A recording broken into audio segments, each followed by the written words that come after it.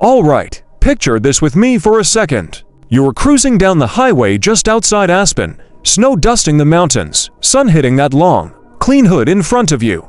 Or maybe you're rolling through Beverly Hills, valet guys already stepping forward before you even stop. People aren't just looking at your SUV, they're studying it, trying to figure out what it is, trying to figure out who you are. Now let me ask you something real quick. What if I told you the upcoming Range Rover 2026 isn't just an update? It might actually reset the entire luxury SUV game in America. Yeah, that's serious.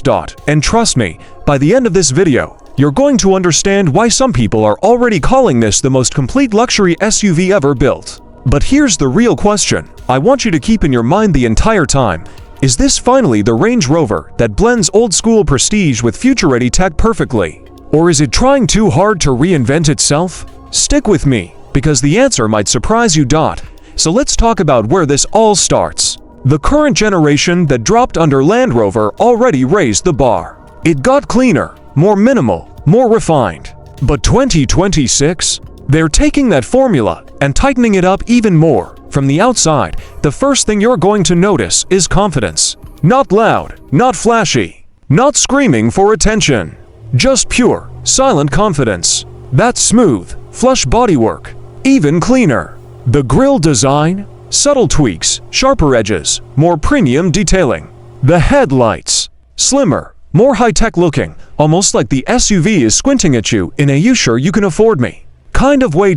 And here's the thing I love. They didn't mess with the DNA. It's still instantly recognizable. That floating roof design, that strong shoulder line, that upright, powerful stance. It still looks like a Range Rover from a mile away. But when you get closer, you realize it's been refined like crazy. Now let me throw this at you.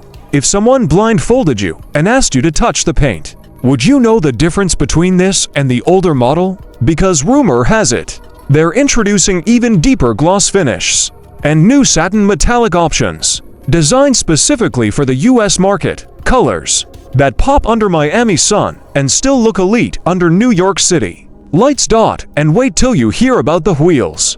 Bigger options, more aero-efficient designs, and some trims might even push 23-inch wheels standard. That's not just flexing, that's presence. But let's talk power. Because we're in America, and we like power. The 2026 model is expected to continue with the mild hybrid inline-six and that twin-turbo V8 option.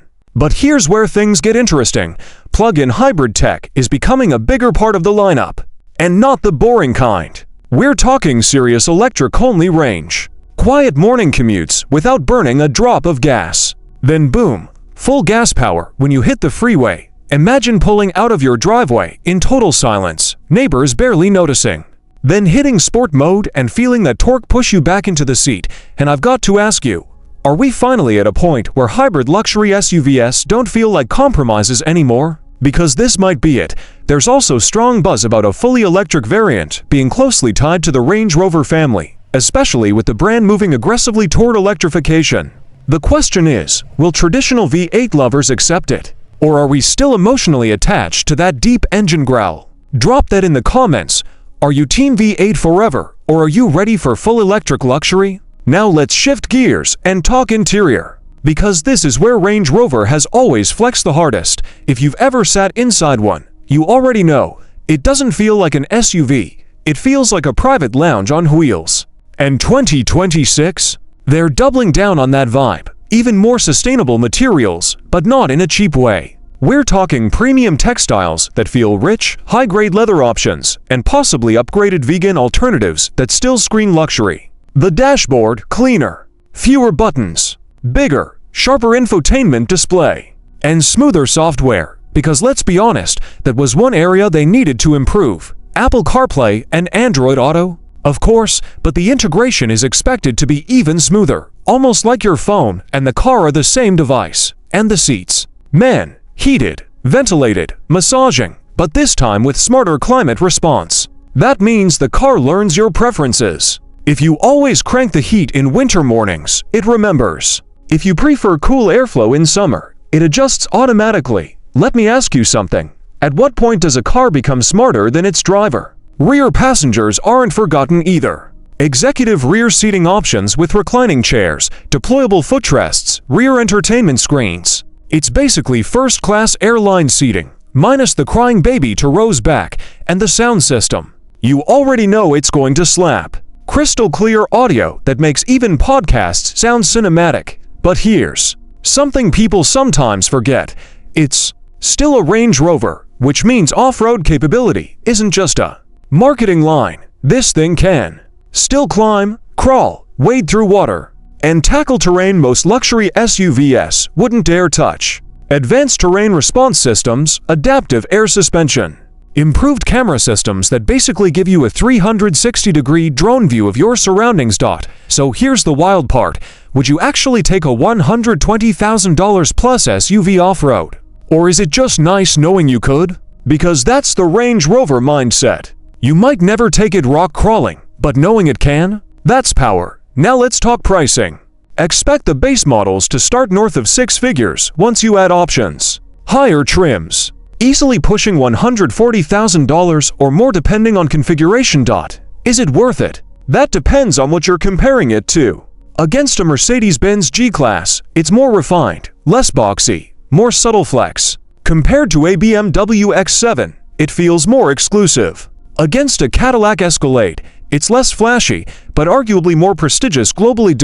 But here's the twist. Range Rover doesn't chase trends. It sets its own lane. And that's why celebrities, CEOs, athletes, people who could buy literally anything, still choose it. Now I want to know something from you.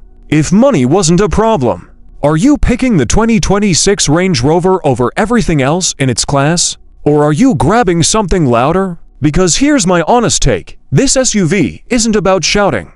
It's about quiet dominance. The 2026 model feels like it's maturing even more. More tech, more efficiency, cleaner design, but still keeping that royal presence, and that's the magic. It doesn't try to hard.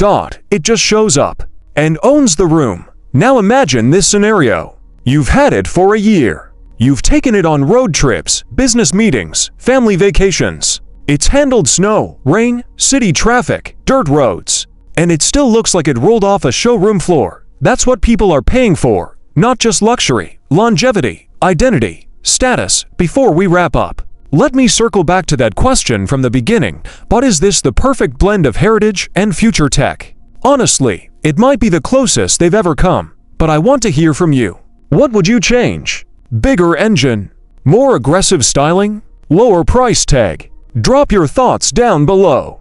I read the comments, and I love seeing what you guys think. And if you made it this far, real talk, you're officially part of the luxury car fam. So go ahead, hit that like button if you're excited about the 2026 Range Rover. Smash subscribe for more deep dives just like this. And turn on notifications so you never miss what's coming next. Because trust me, 2026 is about to be crazy for the auto world. And this Range Rover, it might just be leading the charge. I'll catch you in the next one. Stay driven.